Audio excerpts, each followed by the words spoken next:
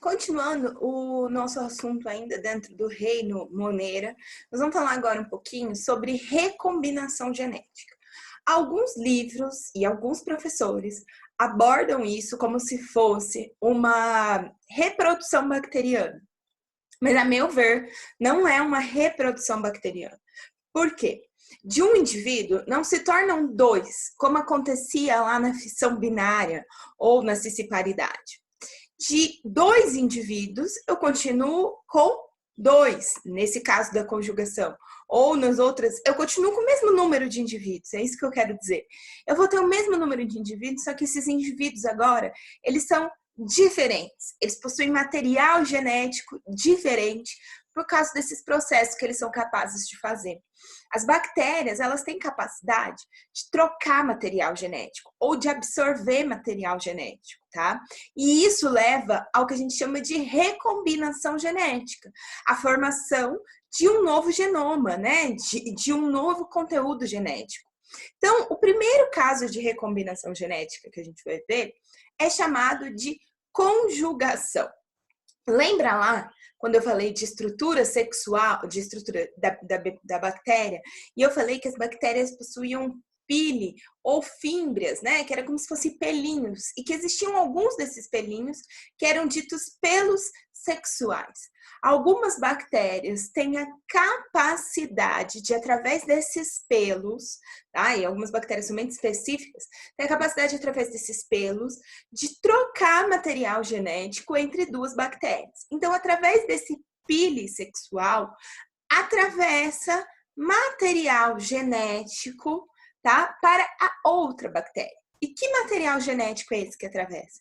É aquele plasmídio. Lembra que eu disse sobre aquele material extra, aquele DNA extra que existia nas bactérias e que muitas vezes ele era importante para a resistência a antibióticos, vamos supor, eles tinham uma informação a mais. E as bactérias conseguem trocar esse material. Então, através desses pelos sexuais ou desses piles ou fímbrias, atravessa plasmídios.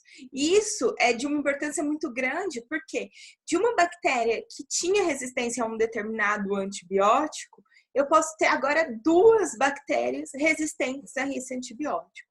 Então, essa transmissão de novas características genéticas ou caracteres genéticos é importantíssimo para a recombinação genética dessas bactérias, tá?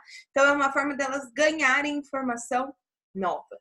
E esse processo é chamado de conjugação.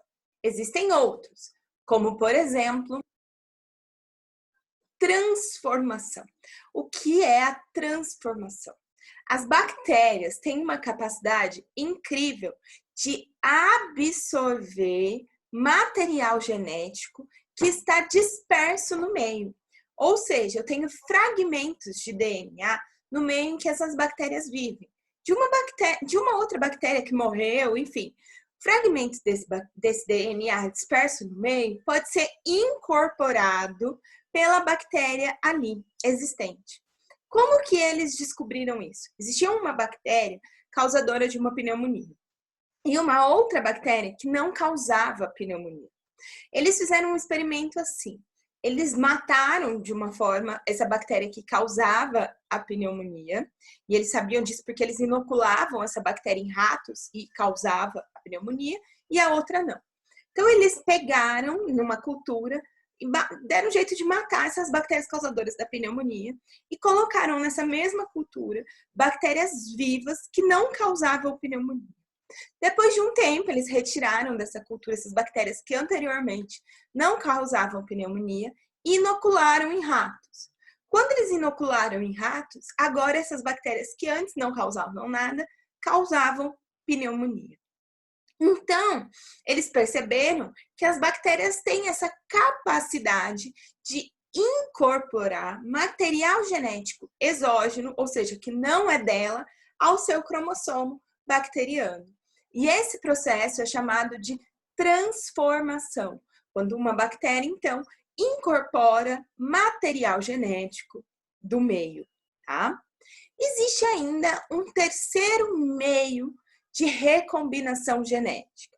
E esse terceiro meio, ele é mediado por vírus. Lembra quando a gente viu os vírus? E eu disse para vocês que existia um vírus que era específico de bactérias, chamado de bacteriófago. Esses vírus, como que era feita a reprodução deles?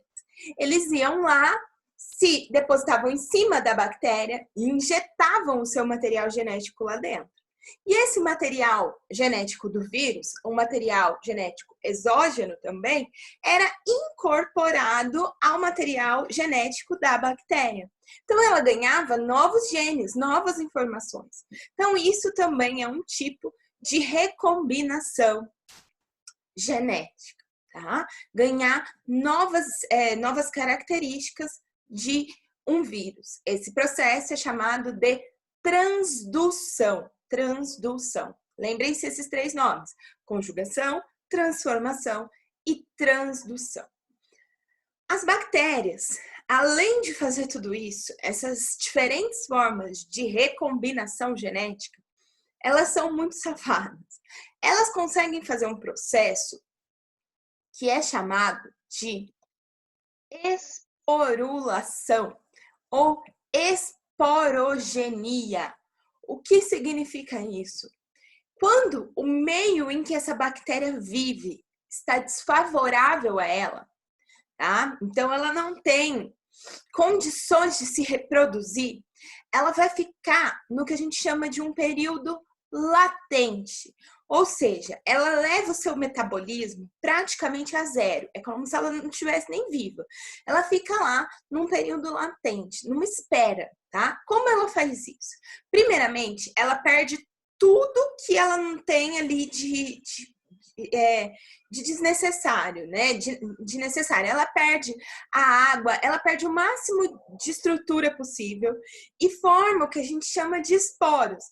Ela se reproduz várias vezes, se duplica esse material genético várias vezes e a partir de uma bactéria forma vários esporos com uma quantidade reduzida de água, tá? Para que ele sobreviva em ambientes extremos. Quando esse meio for, então, novamente favorável a ela, tiver água, nutrientes, oxigênio, novamente, essa bactéria sai desse período de latência, ou seja, no momento onde ela não está se reproduzindo, metabolismo lá zero, e volta a se reproduzir. Quem geralmente faz isso? Alguns grupos, né, de bactérias. Os bacilos e os clostridium. Por exemplo, isso acontece no Clostridium tetani. As bactérias do tétano, elas têm a capacidade de fazer isso, encistar, esporular, né? Esperar aí um momento favorável para voltar a se reproduzir. Bactérias que causam botulismo também têm essa capacidade. Então, ficar lá num período de latência, com seu metabolismo mínimo quando o meio é desfavorável. Bactéria é um bichinho muito interessante, muito astuto. Ele vai fazer de tudo para manter vivo e se reproduzir. Bactéria só faz isso. Reproduz o tempo todo e muito rápido, tá? Então, na próxima aula, a gente vai falar um pouquinho, rapidamente, sobre respiração bacteriana.